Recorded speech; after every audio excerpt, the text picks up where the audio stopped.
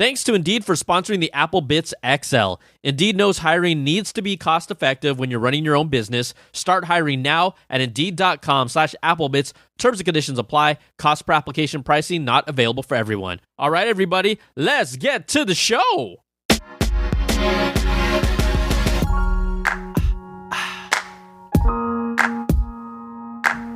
What's up, everybody? Welcome to the show. It's the Apple Bitz XL. Brian Tong here, your host.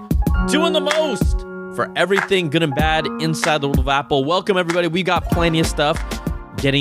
Looking forward, getting ready for WWDC. We've got some Apple headset stuff. We got some iPhone 15 stuff. We got some MacBook Air stuff. So that will be all bundled up in the show. If you're new, welcome. Thanks for coming out. This is the podcast where we talk about all the biggest headlines each week, the stories that matter inside the world of Apple, and then sometimes how it affects and touches the greater tech world as a whole. This is episode 263. So thanks for coming out. And hey, as always, I will deliver the goods. Before we jump into things, just a couple orders of business. First thing, you want to be a part of the show.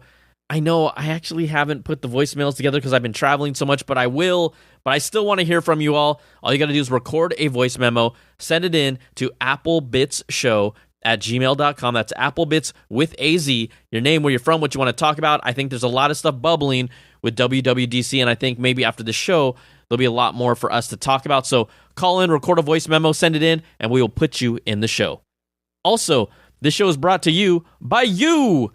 Patreon.com/Brian Tong is how you sponsor and support my content. It also obviously helps this show, the Apple Bitz XL podcast, and my videos. But what do you get? You get early access to content, rewards at different levels, completely ad-free versions of the podcast, so you'll never hear this at all. We have our Zoom live stream coming up monthly. Also, I'm doing a giveaway that will be posted on the Patreon this week for the Steve Jobs book that was only available for Apple employees. I'm going to do a one-copy, physical copy giveaway, and that is something special. Again, only for Patreon supporters exclusively. So check it out. Patreon.com/Brian Tong starts at $2 per month.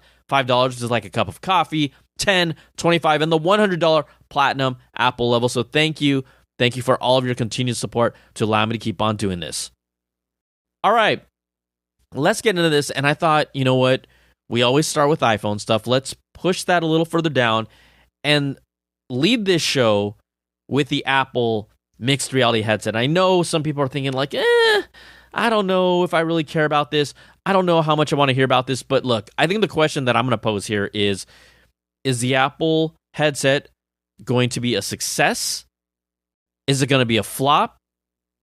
Or is it going to be neither and maybe something in between? Or is it going to be something that we look down the road at 10 years from now and say that absolutely had to happen in order for Apple to be where they are today? I throw that out to you all to think about and ponder, because a recent report, I guess more about a recent comment from leaker Evan Blass, who's been covering the space for quite some time, the mobile space, Apple leaks rumors, Android leaks rumors, Samsung, everything. So he has a pretty good track record, and there's a lot of people. We had multiple reports about even employees internally inside of Apple being pretty skeptical about what this means for Apple. Because again, Apple's not, I don't know if they're really answering a question, the biggest question for this product, which is why. A lot of times Apple has been telling us this is why you need this product. And I don't know if they can convince us why we need this and what is the why, right? That's what I want to get to the heart of too. But what happened is leaker Evan Blass has a contact who's actually been able to test and demo the headset multiple times. And according to Blass, over the last few months, the tester has gone from lamenting its underwhelming capabilities to now being blown away by the experience and the hardware. The quote that Blass says is that the leap they've made since late last year is giant. I was so skeptical, now I'm blown away in a take my money kind of way. That is what the person who has demoed the Apple headset has said to Evan Blass. So, okay, does it feel like, is that a plant? Is that someone trying to pump up the hype train for the Apple headset? Sure. They sound really excited. I mean, when you say take my money, remember, rumored reports of the price are $3,000. You've got to do a whole lot for me to say take my money. Now, I'm not saying a quote from a tester via a leaker is getting me all excited about the Apple headset right now. I'm still lukewarm, but I'm still genuinely intrigued and curious. But then this recent report from Mark Gurman has really now detailed and outlined what Apple is looking to do. And I think that this is one of the first products that Apple might be saying, hey, we're going to throw spaghetti on the wall and we're going to see what sticks. And then once we figure that out, we're going to really focus in on that and keep some of the extra spaghetti on the side of the wall that maybe stuck a little, but not too much. And, you know, we've had interviews and talks with Mark Gurman, and I said this feels like the Apple Watch, at least the roadmap that this product could follow. And maybe it does. Maybe it doesn't. We'll see. I mean, I think the Apple Watch even had a larger market or a proven audience more than this headset did. So the latest report from Mark Gurman gives us insight into a lot of the features and software and experiences that Apple's going to be using. Now, in his report, he says the offerings will include gaming, fitness, collaboration tools, new versions of Apple's existing iPad features, and services for watching sports. Again, for this roughly $3,000 headset. Now, the biggest part of the overall experience and this 3D user experience, user interface is that Apple will be adapting iPad apps for the new headset. And this is going to help blend virtual and augmented reality. But the good thing about that is, right, of course you're going to leverage the App Store with access to millions of existing apps, third-party apps, a new 3D interface to allow you to navigate them. But at least we know, okay, there will be and should be an App Store hook. It's going to push optimized versions of the Safari web browser, Apple services for things like calendars, contacts, files, home control, mail, maps, messages, notes, photos, reminders. Think about every Apple app you could think of that's on your iPhone, kind of those core apps. They're making equivalents or taking the iPad apps over to the Apple headset. Music, news, stocks, weather apps. No word on a calculator app, though. Also, Apple's been said to be working on a FaceTime conferencing service and Apple TV's app. And a lot of these features will be similar to what we see in the iPad, their iPad equivalent. So besides these core apps, the company's working on a version of Apple Books that will allow you to read in virtual reality. I don't know how I feel about that. I like reading actual books. I don't actually read books on screens. I like real books, quite honestly. Or I go with a Kindle because the Paperwhite technology just feels more like the texture of reading a book on a page. The company's also testing a camera app that could take pictures from the headset. And then on the wellness front, an app's going to help wearers meditate with a series of calming graphics, sounds, and voiceovers. So these are new things that Mark Gurman has thrown out and giving more details that kind of have piggybacked and added on to what we talked about when we interviewed him or talked to him, maybe about a month ago now? Apple's also working on a version of its Fitness Plus service for the headset, which will let users exercise while watching an instructor in VR. So they want you to work out with the Apple headset. Now, there's some things based on reports that we've heard that make me wonder how this is going to play out. Because remember, one of the features that this headset is supposed to have is a tethered battery pack that you put in your pocket. At least that's based on rumored reports. I will tell you that that's going to not let you feel as free if you have a cord hanging out the back. But at the same time, the fact that the battery is not in the headset would make it feel a whole lot lighter. Now, if you've ever used the MetaQuest 2 or the MetaQuest platforms, there's a killer workout app called Supernatural. It's their own platform. It incorporates body movement, swinging, ducking. There's boxing. It's amazing. It's to music. It's my favorite VR workout experience. It's one of the few experiences that I said that is incredible. Like, that brings me something new to the table. I keep it on for 20 minutes, 30 minutes, and that's a solid workout. I don't get motion sickness from it because it's a static type environment with things coming at you that you strike at, that you duck at. But Supernatural is incredible. Apple doesn't have anything like Supernatural. Apple does have Fitness Plus, but there's a difference between being really interactive and moving around versus just watching an instructor in VR. So there are no reports if there's an actual unique experience, but if there's anything to emulate and take from and leverage the Apple Music library, something along the lines of Supernatural, I'm just saying it is phenomenal, would make it more interesting. But again, being tethered makes you say, well, how much motion and how much movement will I actually have? And also remember, Apple is not planning to use any type of controllers for the headset. It's going to use camera tracking and eye tracking for you to navigate and use this, and hand tracking, so there will be no actual physical controllers that you'll use. I wonder if that changes as gaming becomes potentially more of a priority or not. But that's going to be one of those interesting things. No physical controllers whatsoever.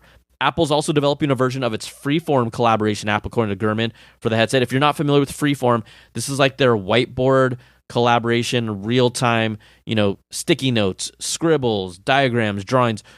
Again, to me, this is an app that was made for Apple employees during the pandemic. It's going to be a hard sell for me to think you got one person that bought a $3,000 headset and another person who buys a potentially $3,000 headset specifically for doing collaboration with this Freeform app right now. I think for sure I could see them using it internally and people enjoying it because headsets are handy. But as the general consumer and even someone who does collaboration over business, I don't see that being that popular. But again, when I say they're throwing spaghetti on the wall and seeing what sticks, they're also going to offer their collaboration tool, and so you could work with like virtual whiteboards together. FaceTime will obviously be part of this. Mark Gurman talked about how it'll create some sort of an avatar or generate 3D versions of users in virtual meeting rooms. And this is the idea, is to make it feel like we're together in the same place. We've seen other companies and apps try and do something like this, but it hasn't become a must-have feature. So we'll see how Apple presents that.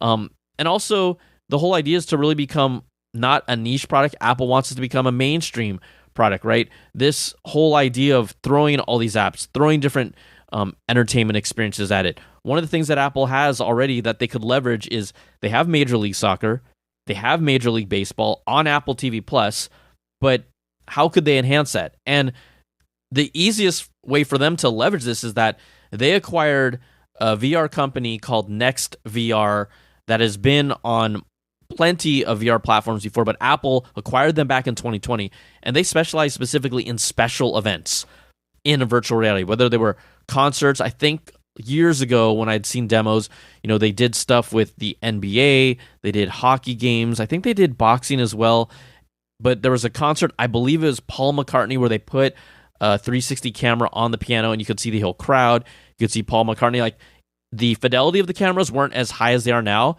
but the experience and how immersive it was really good. So I could see Apple kind of boosting or bringing some of these presentations, these experiences, and maybe even exclusive experiences with artists to their headset. That could be interesting. We also know that they're working with movie studios. We've heard about them working with Jon Favreau with experiences that may be specific with this higher fidelity headset. I think Apple can do a lot of things in the entertainment space to make this different and make this compelling. I only stand these things for like 30 minutes tops. Would I watch a 1 hour show in virtual reality? If it's really high fidelity and the sound is super immersive, maybe. They say that they're going to extend the TV app and allow you to watch a video in different virtual environments like a desert or the sky. Apple's also aiming to position this headset for getting work done and productivity. So this platform will support Pages for word processing, Numbers for spreadsheets, Keynote for slideshows, as well as iMovie for video production and GarageBand for music production. I mean, they're really throwing everything possible that they can from their library and war chest of apps and giving us all these experiences. I mean, we've heard about how they allocated a lot of engineering teams and software teams for this headset. And when you hear about all these different experiences that Gurman is talking about, that's why they've put so much in this. And again, I'm just really curious to see how it is. I think being on site, I think everyone's going to definitely have an opinion about it, but being on site will be the best way to experience it. And it almost sounds overwhelming. Like there's just so much that they're throwing at this that maybe it's like, how many experiences do you what are the top 5 experiences of all these things that people want to talk about? So WWDC will obviously be the perfect place to showcase this.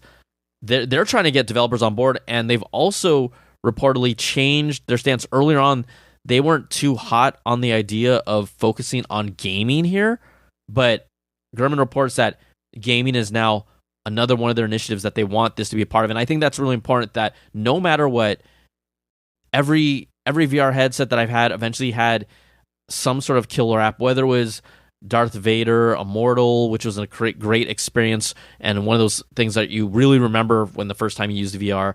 You got Beat Saber, you got Super Hot. Those are classics. And the thing about it is most general consumers still have never even experienced those, so those will feel fresh. I'm not saying Apple's going to sign any deals and get those, but they will need some of those entertaining gaming experiences as well. So we'll see what happens. An iPad-like experience, access to the App Store and iPad apps, all those different experiences and apps that Apple is talking about. It's going to be really interesting to see what sticks and what doesn't, because they are absolutely throwing everything they can at it. Now we're going to pivot off of the headset and talk about the other piece of hardware that we expect to see at WWDC. All signs point to the 15-inch MacBook Air making an appearance.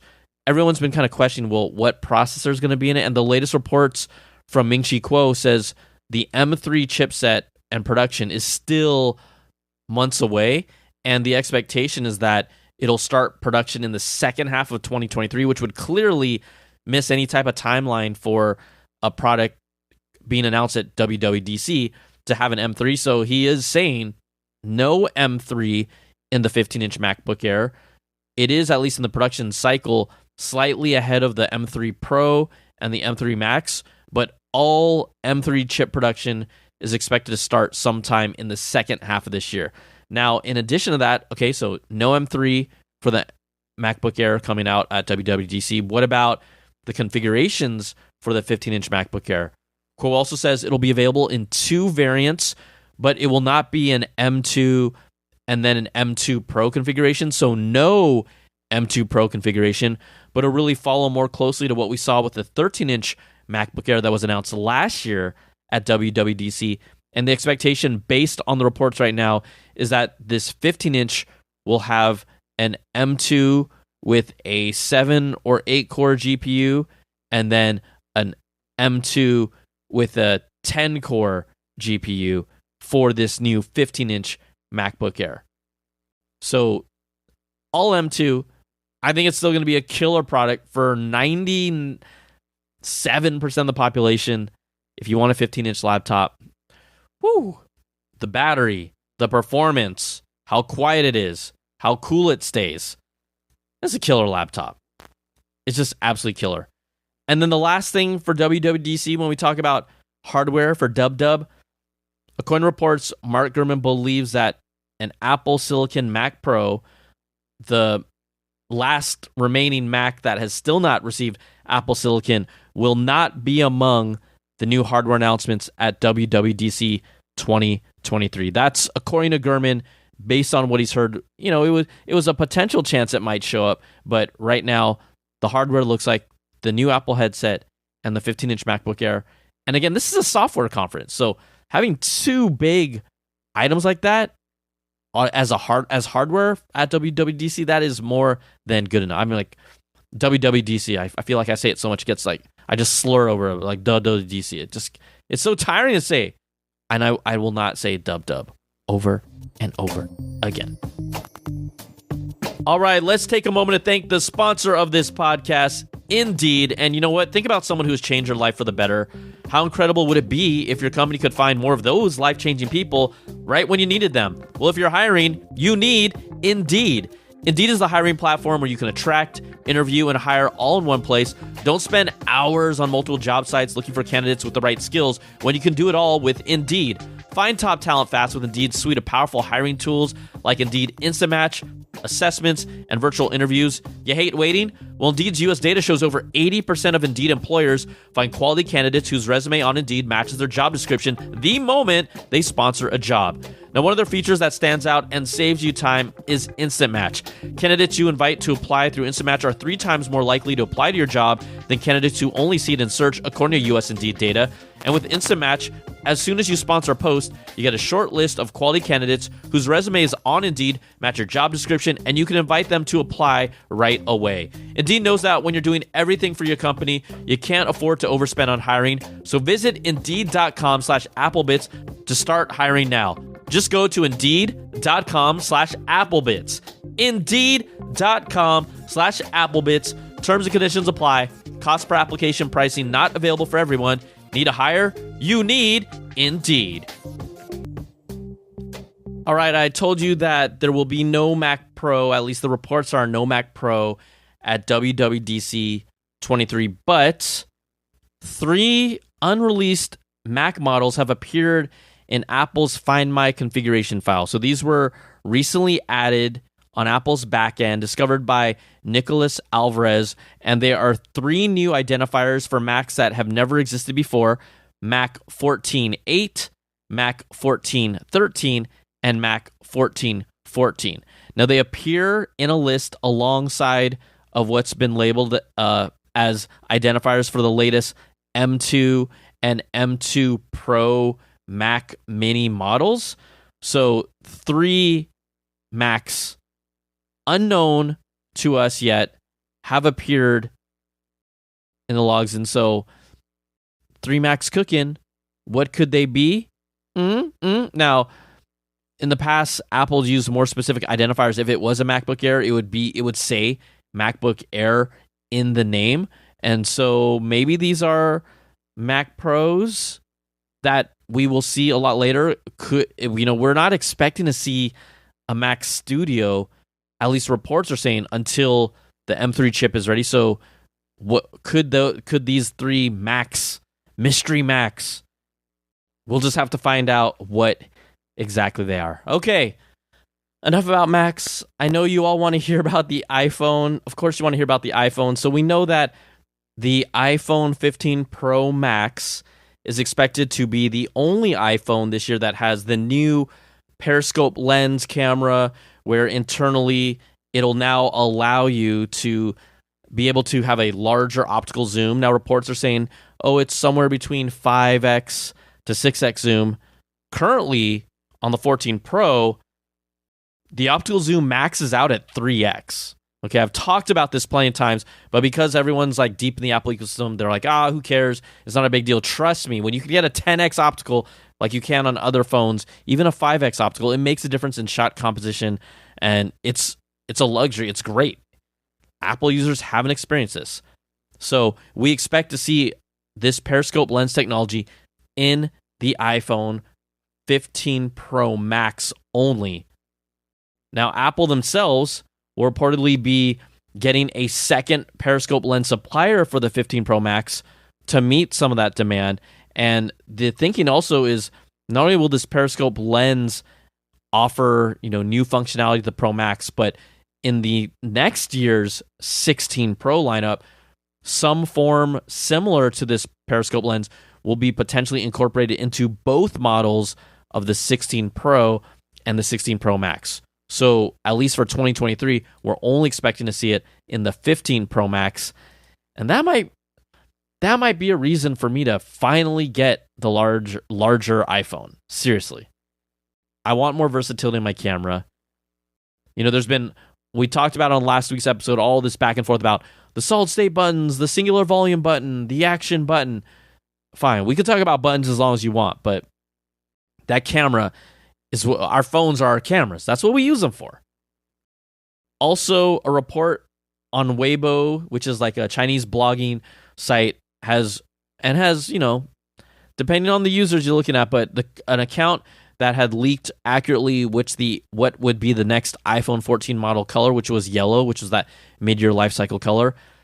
They report that the iPhone 15 and 15 Plus, right, the non-Pro models, are expected to feature frosted glass like the Pro models. And I'm like, whoa, that would make things just, the phone line look just really, really similar, almost too similar to each other. A lot of times, Apple has used more consumer-friendly-ish colors, like lighter, happier, brighter, fun colors. And the Pro line's always like space gray, silver, and then like a dark, deeper color. I mean, we've had blues, we've had greens, we had purple last year. Well, the report is now that the 15 and 15 Plus will have that frosted back glass-like finish. And the way to really differentiate from the 15 and 15 Plus from the 15 Pro and 15 Pro Max will be the fact that, okay, you're going to get the titanium frame on it. You're going to get slightly slimmer bezels, and maybe that's enough to differentiate, but the iPhone line potentially sounding like it's going to look a whole lot more like each other in 2023. The Wall Street Journal also said Apple is planning to release an iPhone journaling app for logging your daily activities. It's launching, if you've heard of this app called Day One, that is also like a journaling app for yourself, things that have happened, things that you've done. I kind of like this idea. I mean, this is not a reason where I'm going to say, oh, I'm going to buy a new phone, but it lets users compile like all your daily activities. And these journaling apps, you know, when you track and record your activities and your thoughts, I mean, that contributes to better mental health, quite honestly, physical and mental health. So this could be a feature that we might see in iOS 17 as a new app on the iPhone. Okay, that's cool. If you want to hear about audio products, maybe new stuff dropping, not from Apple, but I guess from, let's say, Apple proper and from their Beats lineup, Apple's working on a new version of the 2021 Beats Studio Buds called the Beats Studio Buds Plus. And the launch could be pretty close because Apple submitted FCC filings for the device. There are 2 listings, and one is for each Bluetooth-enabled earbud. Now, feature-wise, there were rumblings that a new Beats Studio Bud Plus could happen sometime after the release of iOS 16.4. They look similar to the Beats Studio Buds. They're going to have similar functionality, but the earbuds will still use a Beats chip, but they're planning to add improved active noise cancellation and transparency mode to the Beats Studio Plus. So, depending on what fits and what feels better, or even the styling of it, not everyone has AirPods. Like Beats Studio Buds are super, super popular, and they're honestly really good. So those could be coming pretty soon. Now in the smart home, new software update is now allowing sound recognition, that feature that Apple has on their iPhones, but a little more limited for sound recognition, coming to the latest versions of the HomePod and HomePod Mini, that is now able to detect the beeping of a smoke alarm or carbon monoxide detectors. So you would get a notification on your iPhone, iPad, or Apple Watch. This is a rolling software update that is unlocking this feature.